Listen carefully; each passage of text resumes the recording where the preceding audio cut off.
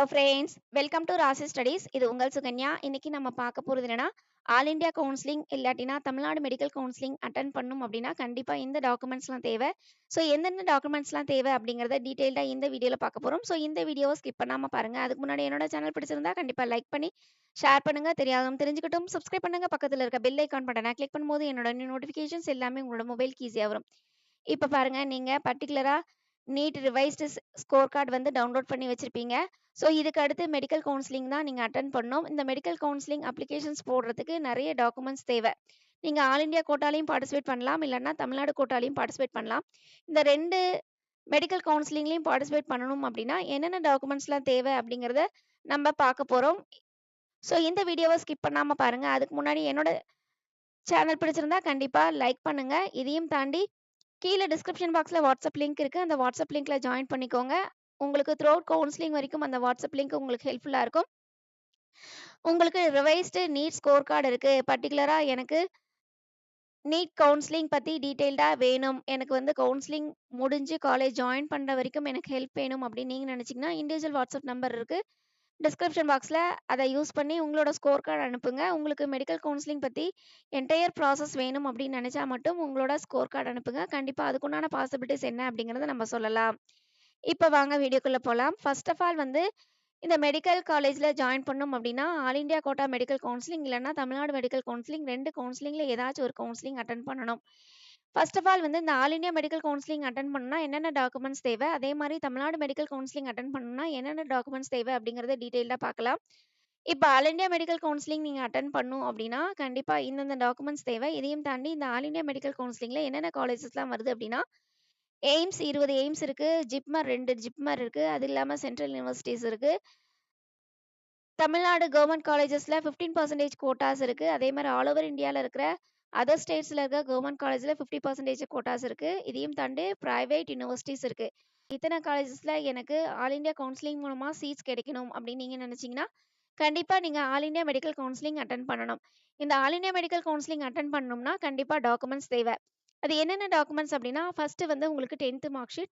இந்த 10th mark sheets எல்லாருமே வச்சிருப்பீங்க. இதில் வந்து front side and back side ரெண்டுமே டவுன்லோட் பண்ணி வச்சுக்கோங்க ஒரே பிடிஎஃப் ஃபார்மெட்டில். அதுக்கடுத்து 11th மார்க் ஷீட். இந்த 11th மார்க் ஷீட்ஸும் உங்களுக்கு 11th பப்ளிக் எக்ஸாமாக இருந்தால் நீங்கள் ப்ராப்பராக டவுன்லோட் பண்ணி வச்சுக்கலாம். இல்லை எனக்கு 11th பப்ளிக் இல்லை அப்படின்னா அதை விட்டுறலாம். அதுக்கடுத்து 12th மார்க் ஷீட். இந்த 12th மார்க் ஷீட்ஸ் எல்லாருமே வச்சுருப்பீங்க. ஸோ உங்களோட 12th மார்க் ஷீட்டை நீங்கள் டவுன்லோட் பண்ணி வச்சுக்கோங்க பிடிஎஃப் ஃபார்மெட்டில். அதுக்கடுத்து டிசி வந்து நீங்கள் 12th முடிச்ச கேண்டிடேட்ஸாக இருக்கீங்க அப்படிங்கிற பட்சத்தில் அவங்க டிசி கொடுத்துருப்பாங்க. ஸோ அந்த டிசியும் ஃப்ரண்ட் அண்ட் பேக் நீங்கள் ஒரே பிடிஎஃப் ஃபார்மெட்டில் நீங்கள் டவுன்லோட் பண்ணி வச்சுக்கணும்.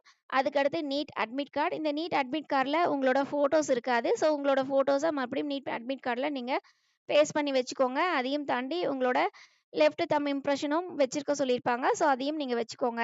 ஸோ அந்த மாதிரி வச்சு உங்களுக்கு அட்மிட் கார்டை டவுன்லோட் பண்ணி வச்சுக்கோங்க. அதுக்கடுத்து நீட்டோட ரிவைஸ்டு ஸ்கோர் கார்டு நீங்கள் இப்போ டவுன்லோட் பண்ணி வச்சுருப்பீங்க, அதையும் நீங்கள் வச்சுக்கணும். அதுக்கடுத்து கேண்டிடேட்ஸோட ஆதார் கார்டு, இதுவுமே ஃப்ரண்ட் அண்ட் பேக் நீங்கள் வந்து பிடிஎஃப் ஃபார்மெட்டில் கன்வெர்ட் பண்ணி டவுன்லோட் பண்ணி வச்சுக்கணும். அதுக்கடுத்து கேண்டிடேட்ஸோட birth certificates front and back PDF ஃபார்மெட்டில் டவுன்லோட் பண்ணி வச்சுக்கோங்க. அதுக்கடுத்து கேட்டகரி சர்டிஃபிகேட்ஸ் யாருக்கு வேணும் அப்படின்னா நீங்கள் ஓப்பன் கேட்டகரியாக இருந்தால் உங்களுக்கு கேட்டகரி சர்டிஃபிகேட்ஸ் தேவையில்லை. இதையும் தாண்டி ஓபிசி என்சிஎல் இல்லைனா இடபிள்யூஎஸ் கேண்டிடேட்ஸ், எஸ்சி எஸ்டி கேண்டிடேட்ஸாக இருக்கீங்க அப்படிங்கிற பட்சத்தில் கண்டிப்பாக கேட்டகரி சர்டிஃபிகேட்ஸ் தேவை.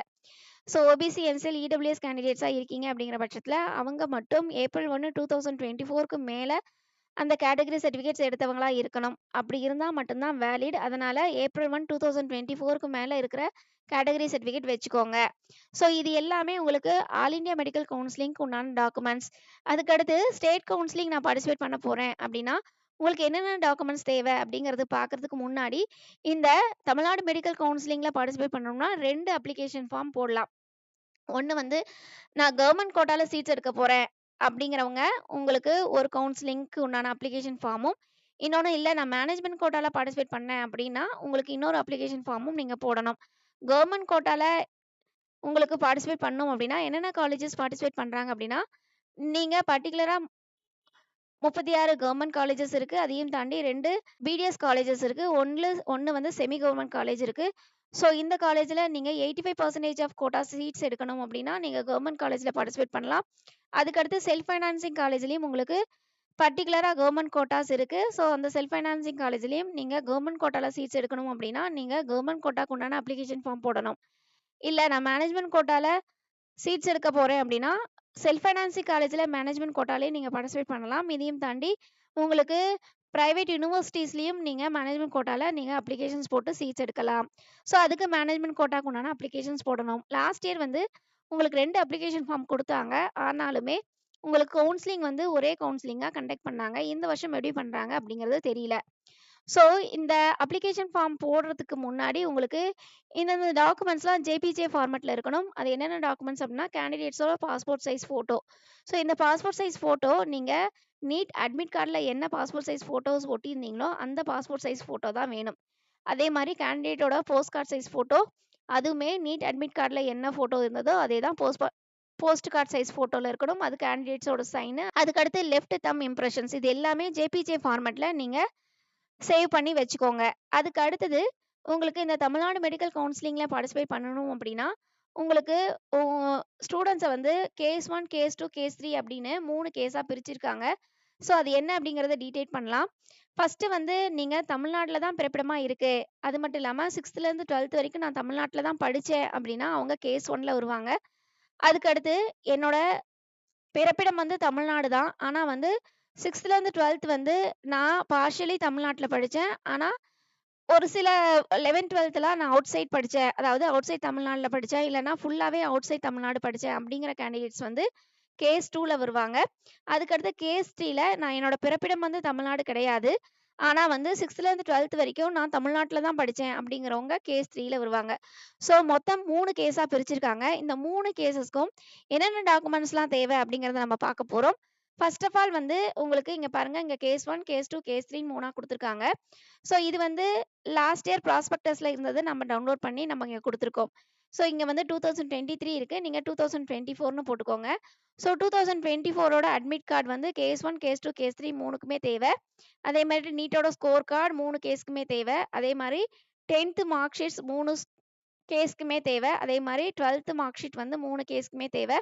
இதுல 11th மார்க் ஷீட்ஸ் இருக்கு அப்படின்னா, கண்டிப்பா நீங்க வந்து டவுன்லோட் பண்ணி வச்சுக்கலாம். ஸோ உங்களுக்கு இருந்தால் மட்டும் நீங்க டவுன்லோட் பண்ணி வச்சுக்கோங்க. இல்லைன்னா விட்டுருங்க. அதுக்கடுத்து டிசி வந்து உங்களுக்கு 3 கேஸஸ்க்குமே தேவை. அதுக்கடுத்து நேட்டிவிட்டி சர்டிஃபிகேட்ஸ். நேட்டிவிட்டி சர்டிஃபிகேட்ஸ் யாருக்கு தேவை அப்படின்னா, கேஸ் 1, கேஸ் 2க்கு மட்டும் தான் தேவை. அவங்க மட்டும் தான் பிறப்பிடம் தமிழ்நாடு அப்படின்னு சொல்லியிருக்காங்க. ஸோ அவங்களுக்கு மட்டும் தான் நேட்டிவிட்டி சர்டிஃபிகேட்ஸ் தேவை. அதே மாதிரி கேஸ் 3க்கு தேவை கிடையாது அப்படின்னு சொல்லியிருக்காங்க. ஸோ இந்த நேட்டிவிட்டி சர்டிஃபிகேட்ஸ் வந்து நீங்க டவுன்லோட் பண்ணும்போது, பை பர்த்ங்கிறது அந்த சர்டிஃபிகேட்ல மென்ஷன் ஆயிருக்கணும். சரிங்களா? அந்த பை பர்த்ன்னு சர்டிஃபிகேட்ல மென்ஷன் பண்ணியிருந்தா மட்டும் தான் அந்த நேட்டிவிட்டி சர்டிஃபிகேட்ஸ் வேலிட். ஸோ அதனால பை பர்த்ங்கிறது இருக்காங்கிறத பார்த்துக்கோங்க. அதுக்கடுத்து கம்யூனிட்டி சர்டிஃபிகேட்ஸ். ஸோ உங்களோட கம்யூனிட்டி எந்த கம்யூனிட்டியோ அந்த கம்யூனிட்டிக்கு உண்டான கம்யூனிட்டி சர்டிஃபிகேட்ஸ் நீங்க வச்சுக்கலாம். ஸோ இது வந்து சர்டிஃபிகேட்டாவும் வச்சுக்கலாம். இல்ல பழைய போஸ்ட் கார்ட்ல இருந்தாலும் வச்சுக்கலாம். எந்த கம்யூனிட்டி சர்டிஃபிகேட்ஸா இருந்தாலும் வேலிட் தான். ஸோ இந்த கேஸ் 3 மாணவர்களுக்கு மட்டும் வேண்டாம் அப்படிங்கிறத சொல்லியிருக்காங்க. அதுக்கு அடுத்து வந்து உங்களுக்கு வேற சர்டிஃபிகேட்ஸ் என்ன அப்படின்னா, போனஃபைட் சர்டிஃபிகேட்ஸ். அதாவது உங்களுக்கு கிளாஸ் 6த்லேருந்து 12th வரைக்கும் நீங்க எங்க படிச்சிருக்கீங்களோ, அந்த ஸ்கூலோட போனஃபைட் சர்டிஃபிகேட்ஸ் வந்து கேஸ் 1க்கும், கேஸ் 3க்கும் தேவை அப்படிங்கிறத சொல்லியிருக்காங்க. ஸோ 6த்லேருந்து 12th வரைக்கும் ஒரே ஸ்கூல்லயும் படிச்சிருக்கலாம். ஒரே ஸ்கூல்ல படிச்சிருந்தாலும் நீங்க உங்களோட ஹெட்மிஸ்டர்ஸ் கிட்ட ஒரே ஸ்கூல்ல நான் படிச்சேன்னு போனஃபைட் சர்டிஃபிகேட்ஸ் வாங்கிக்கலாம். இல்ல எந்தெந்த ஸ்கூல்ல ஃபார் எக்ஸாம்பிள் 6த்லேருந்து 8th வரைக்கும் ஒரு ஸ்கூல்ல, 9th, 10th ஒரு ஸ்கூல்ல, 11th, 12த்ல ஒரு ஸ்கூல்ல படிச்சிருக்கலாம். ஸோ எந்தெந்த ஸ்கூல்லலாம் நீங்க படிச்சிருக்கீங்களோ, அதுக்கு உண்டான போனஃபைட் சர்டிஃபிகேட்ஸ் வாங்கிக்கோங்க. அதுக்கடுத்து பர்த் சர்டிஃபிகேட்ஸ். பர்த் சர்டிஃபிகேட்ஸ் வந்து எல்லா கேஸ்க்குமே தேவை அப்படிங்கிறது சொல்லியிருக்காங்க. அதுக்கடுத்து எலிஜிபிலிட்டி சர்டிஃபிகேட்ஸ். இந்த எலிஜிபிலிட்டி சர்டிஃபிகேட்ஸ் யாருக்கு தேவை அப்படின்னா, நீங்க பர்ட்டிகுலரா ஸ்டேட் போர்ட்லயோ, சிபிஎஸ்இலயோ படிச்சிருந்தா அவங்களுக்கு தேவை கிடையாது அப்படிங்கிறத சொல்லியிருக்காங்க. ஐசிஐசி சிலபஸ்ல படிச்சவங்களுக்கு மட்டும் தேவை அப்படிங்கிறத சொல்லியிருக்காங்க. ஸோ இத மட்டும் நீங்க கேரண்டியா பார்த்துக்கோங்க. ஸோ நீங்க ஐசிஐசி சிலபஸ்ல படிச்சிருக்கீங்க அப்படின்னா, கண்டிப்பா உங்களுக்கு இந்த எலிஜிபிலிட்டி சர்டிஃபிகேட்ஸ் தேவை. எம்ஜிஆர் மெடிக்கல் யூனிவர்சிட்டிக்கு கீழ உங்களுக்கு எலிஜிபிலிட்டி சர்டிஃபிகேட்க்கு உண்டான ஃபார்மேட்ஸ் குடுத்திருப்பாங்க. அந்த ஃபார்மேட்ட டவுன்லோட் பண்ணி நீங்க எலிஜிபிலிட்டி சர்டிஃபிகேட்ஸ் வாங்கிக்கலாம். அதுக்கு அடுத்து ஸ்பெஷல் கேட்டகரி. அதாவது நீங்க பர்ட்டிகுலரா பிடபிள்யூடி கேண்டிடேட்ஸ் இல்லன்னா ஸ்போர்ட் பெர்சன் இல்லன்னா எக்ஸ் சர்வீஸ் மேன் அந்த கேண்டிடேட்ஸா இருக்கீங்க அப்படின்னா, எஸ்பெஷலி உங்களுக்கு ஸ்பெஷல் ரிசர்வேஷன்ஸ்க்கு உண்டான ஸ்பெஷல் கேட்டகரி சர்டிஃபிகேட்ஸ் கண்டிப்பா தேவை அப்படின்னு சொல்லியிருக்காங்க. அது யாருக்கு அப்படின்னு பார்த்தீங்கன்னா 3 கேட்டகரிக்குமே. அதுக்கு அடுத்து வந்து கேண்டிடேட்ஸோட ஆதார் கார்டு. ஸோ அந்த ஆதார் கார்டுமே ஃப்ரண்ட் அண்ட் பேக் நீங்க டவுன்லோட் பண்ணி வச்சுக்கலாம். இதையும் தாண்டி உங்களோட அம்மாவோ, அப்பாவோ ஃபர்ஸ்ட் கிராஜுவேட்ஸ் இல்ல, நான் தான் ஃபர்ஸ்ட் கிராஜுவேட் அப்படின்னா, ஃபர்ஸ்ட் கிராஜுவேஷன் சர்டிஃபிகேட்ஸ் வந்து நீங்க வாங்கிக்கலாம். இது வந்து ஃபீஸ் கன்செஷன்ஸ் வேணும் அப்படின்னு நீங்க நினைச்சீங்கன்னா, அந்த ஃபர்ஸ்ட் கிராஜுவேஷன் சர்டிஃபிகேட்ஸ் வச்சுக்கலாம் அப்படின்னு சொல்லியிருக்காங்க. இந்த சர்டிஃபிகேட்ஸ் எல்லாமே தேவை. இதையும் தாண்டி பேரண்ட்டுக்கு என்னென்ன சர்டிஃபிகேட்ஸ்லாம் தேவை அப்படிங்கிறத நம்ம சொல்லலாம். ஃபர்ஸ்ட் ஆஃப் ஆல் வந்து பேரண்ட்ஸுக்குமே உங்களுக்கு சர்டைன் சர்டிஃபிகேட்ஸ் வந்து பிடிஎஃப் ஃபார்மேட்ல டவுன்லோட் பண்ணி வச்சுக்கணும்னு சொல்லியிருக்காங்க. அது என்னன்னா, பேரண்ட்டோட கம்யூனிட்டி சர்டிஃபிகேட்ஸ். இப்போ ஃபாதராவும் இருக்கலாம், மதராவும் இருக்கலாம். எந்த பேரண்ட்டோ அவங்களோட கம்யூனிட்டி சர்டிஃபிகேட் ஒரே ஒரு பேரண்ட்டோட கம்யூனிட்டி சர்டிஃபிகேட்ஸ் அப்படின்னு சொல்லியிருக்காங்க. அதுக்கு அடுத்து பேரண்ட்டோட ஐடி கார்டு. இந்த பேரண்ட்டோட ஐடி கார்டு என்னென்ன அப்படின்னா, உங்களோட Aadhaar card, ration card, voter ID, driving licence, passport இதுல எது வேணாலும் இருக்கலாம். பேரண்ட்டோட ஐடி கார்டு ஏதோ ஒண்ணு தேவை அப்படிங்கிறத சொல்லியிருக்காங்க. ஸோ பேரண்ட்டோட ஐடி கார்டு வச்சுக்கோங்க. அதுக்கு அடுத்து பேரண்ட்டோட இன்கம் சர்டிஃபிகேட். இந்த இன்கம் சர்டிஃபிகேட் எதுக்கு அப்படின்னா, நீங்க ஆல்ரெடி இந்த ஓபிசி, என்சிஎல் சர்டிஃபிகேட்ஸ்க்கு நீங்க வச்சிருக்கீங்க. எங்களோட ஃபேமிலி இன்கம் வந்து மினிமைஸ்டா இருக்கு அப்படின்னா, ஆல் இந்தியா கோட்டாக்கு உங்களுக்கு இன்கம் சர்டிஃபிகேட்ஸ் தேவை. அதே மாதிரி தமிழ்நாடு மெடிக்கல் கவுன்சிலிங்ல ஃபீஸ் கன்செஷன்ஸ் வேணும் அப்படின்னா, உங்களுக்கு பர்ட்டிகுலரா பேரண்ட்டோட இன்கம் சர்டிஃபிகேட்ஸ் தேவை. ஸோ அதையும் பாசிபிள்ஸ் இருந்து அப்படின்னா அவங்க வச்சுக்கலாம். ஸோ இதுல ஒரு சிலருக்கு ஒரு சில சர்டிஃபிகேட்ஸ் வந்து தேவைப்படாது. ஒரு சிலருக்கு ஒரு சில சர்டிஃபிகேட்ஸ் தேவைப்படும். அந்தந்த கேட்டகரியில இருக்கிறவங்களுக்கு, அதாவது ஃபார் எக்ஸாம்பிள் ஃபீஸ் கன்செஷன்ஸ் வேணும்னா இன்கம் சர்டிஃபிகேட் வச்சிருக்கணும். ஃபர்ஸ்ட் கிராஜுவேட்டா இருந்தா ஃபர்ஸ்ட் கிராஜுவேஷன் சர்டிஃபிகேட்ஸ் வச்சிருக்கணும். அதே மாதிரி ஸ்பெஷல் ரிசர்வேஷன்ஸ் கோட்டாக்குள்ள நீங்க சீட்ஸ் எடுக்கிறீங்கன்னா ஸ்பெஷல் ரிசர்வேஷன்ஸ்க்கு உண்டான சர்டிஃபிகேட் வச்சிருக்கணும். இது எல்லாருக்குமே தேவைப்படாது. ஒரு சில கேண்டிடேட்ஸ்க்கு மட்டும் தான் தேவைப்படும். ஸோ அந்த ஒரு சில கேண்டிடேட்ஸ்க்கு மட்டும் எல்லா சர்டிஃபிகேட் வச்சுக்கங்க. ஒரு சில கேண்டிடேட்ஸ் தேவைப்படாத சர்டிஃபிகேட்ஸை விட்டுறலாம். ஓகேவா? ஸோ இந்த சர்டிஃபிகேட்ஸ் எல்லாம் வச்சிருக்கீங்க அப்படின்னா, கண்டிப்பா அப்ளிகேஷன்ஸ் போடும்போது ஹரிபரி இல்லாம ப்ராப்பரா நீங்க அப்ளிகேஷன்ஸ் போடலாம். ஸோ இது எல்லாமே பிடிஎஃப் ஃபார்மேட்ல நீங்க டவுன்லோட் பண்ணி வச்சுக்கோங்க. உங்களுக்கு அப்ளிகேஷன்ஸ் போடும்பொழுது ஈஸியா இருக்கும். ஓகே ஃப்ரெண்ட்ஸ், இந்த வீடியோ உங்களுக்கு பிடிச்சிருக்கும்னு நினைக்கிறேன். பிடிச்சிருந்தா லைக் பண்ணுங்க, ஷேர் பண்ணுங்க, தெரியாதவங்க தெரிஞ்சுக்கட்டும்.